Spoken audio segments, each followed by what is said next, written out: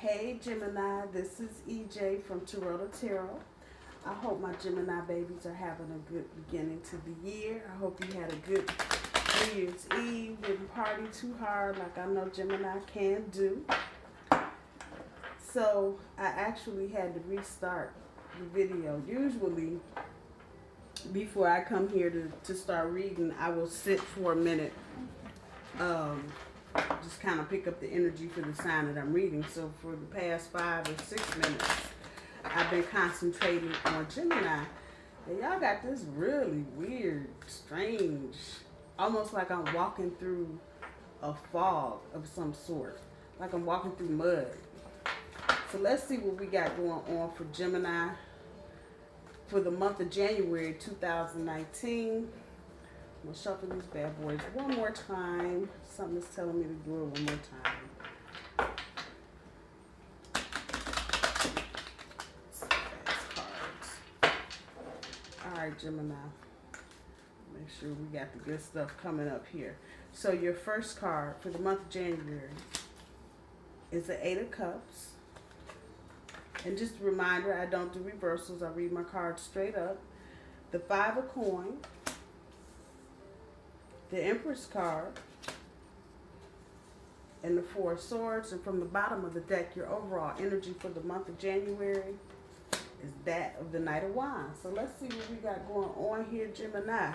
So it looks like first part of the month, Gemini, you guys are going to be just kind of struggling.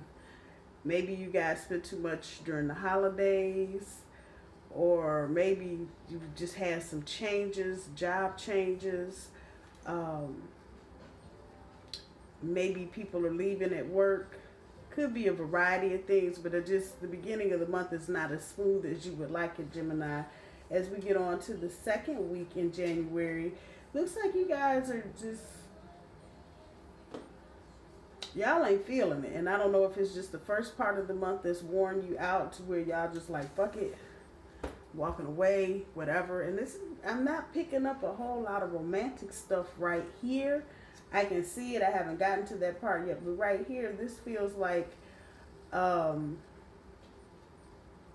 this is really about work. This is somebody at work not deserving the help that you're offering them. And it looks like, Gemini, you guys are in a point of authority, or at least of leadership. Maybe not supervisory, but in a leadership position. So this is going to only resonate with some of you. But it looks like just somebody is just really trying to take advantage of the situation. They're not helping you. They don't want you to do the good thing because they know you're going to get rewarded for it. You're just like, you know what, y'all don't deserve none of my help. I'm out of here. And that's the very energy that I'm getting from this. As we get on towards the middle third week in January, you have the Empress card, and that's telling me that you may come into some issues about your own self-worth, how you value yourself, how you see yourself, how others see you, and you may be struggling a bit. And this is all tied together. You know, the first part of the month is rocky. It just is. Whatever this is at work, somebody not deserving your help.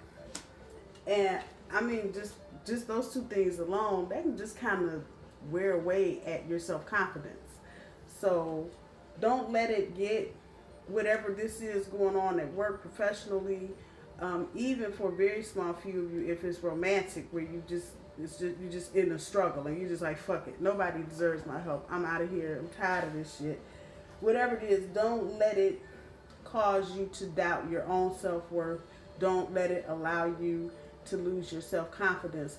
With the Knight of Wands as your overall energy, it's telling me you need to just kind of be in the moment. Don't get caught up in whatever's going on. Don't get stuck on it. You know, deal with it. As I always say, stand up in your truth, speak your truth, but don't wallow in it. You know, don't hang on to it and some shit that happened Monday and you still talking about it Thursday morning over the coffee. Let it go. Just let it go, whatever it is. Because if you hang on to it, it's just going to whittle away at your self-worth. As we get into the end of the month, it's 4 of Swords. This is about resting, retreating. If you've had this kind of month, this all makes sense. You start out here struggling, You get here, fuck y'all. Y'all don't deserve my help. You feeling a little vulnerable and insecure about what you got going on. You get to the end of January, go sit down somewhere. Take a break. Take a break. The Gemini, there's nothing wrong. I know my brother's a Gemini. And he just seems to feel like, the world is just not going unless he's in it, making it move. But sometimes, and he recently had something happen to him. He had to go sit down. Just go sit down. You need a break. Your body needs a break. Your mind needs a break, especially this time of the year where expectations are very high, for what you want to achieve and accomplish for the year. I think a lot of people put themselves under a lot of unnecessary pressure just because of a New Year's resolution. I mean, if that's what you're into, that's cool, but take a break, Gemini. Just take a break.